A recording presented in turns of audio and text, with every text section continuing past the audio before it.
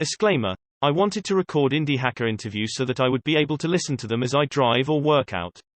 I do not own this content, so please support the Indie Hacker community by reading the original interview via the link in the description. And if you're interested in joining an incredible community of entrepreneurs working to build online businesses, I can't recommend checking out indiehackers.com enough. Building a low-maintenance app that makes hundreds per month. Can you tell us about yourself and what you're working on? I'm Dino Angelov, the developer of Rest. Rest is a no-frills break reminder app that also does coached exercises. I made it after reading a whole lot of articles about the health problems that prolonged sitting can cause.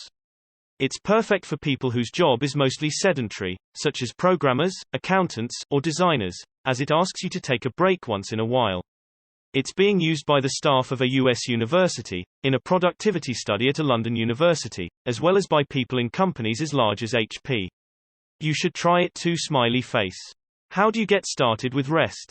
About 3 years ago I was learning Objective-C, when I noticed a steady stream of health articles about sitting and prolonged computer use. After trying an app or two and not being happy with them, I decided it would be the perfect little project to use my new programming skills. I had always wanted to make a Mac app, so it all came together nicely. I decided to start very small, and you can actually see V1 here.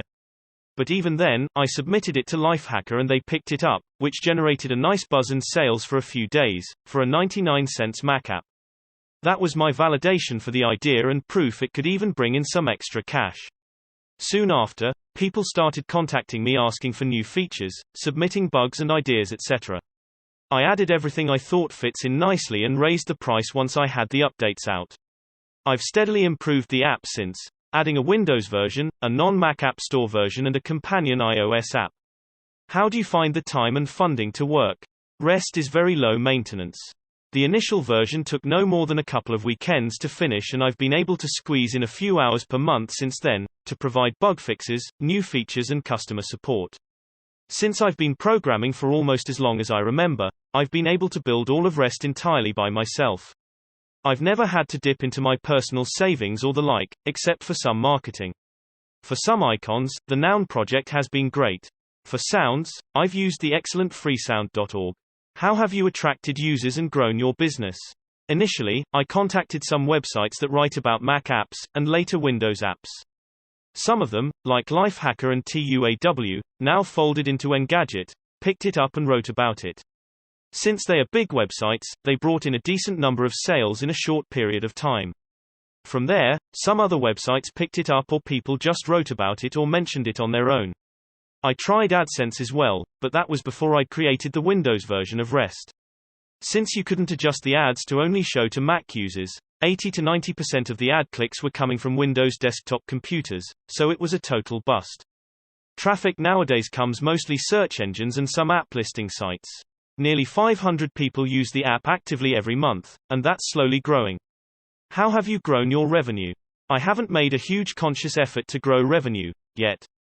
One thing I did do was increase the price once I had a few more features. That was probably the best decision I've made. At 99 cents, you get a lot of impulse purchases from people that don't even bother reading the description and then leave negative ratings and feedback over missing features. At $4.99, people actually contact you if they have a problem. It's usually either just the UI to blame for the confusion, or a bug, which I make sure to fix in the next release. It works out better for everyone.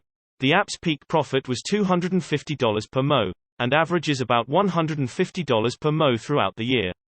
If you had to start over, what would you do differently? I'd probably do many things differently. Smiley face. But number one would be to start with a higher price and a slightly more polished product.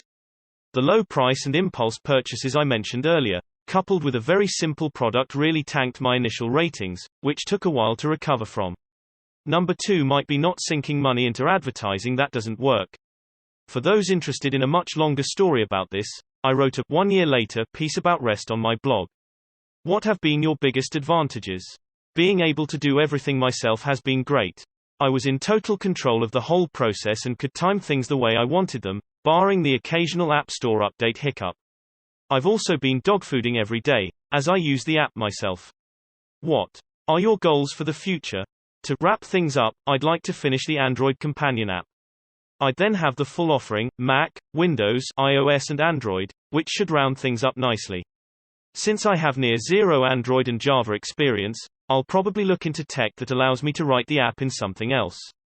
React Native and Xamarin are both good candidates. Judging by demand, I'm not in a huge hurry to do this, though it would be nice to have it. What's your advice for other aspiring indie hackers? Go for it. You won't know if you can make it till you try. Get early feedback and validate. Improve and keep going. Where can we learn more about you? I have a blog, though I post very rarely. Some of the posts there are about REST, so it might be worth a read for anyone interested. You can also get in touch on Twitter or via the comment section below. Dino Angelov, creator of REST. Want to build your own business like REST?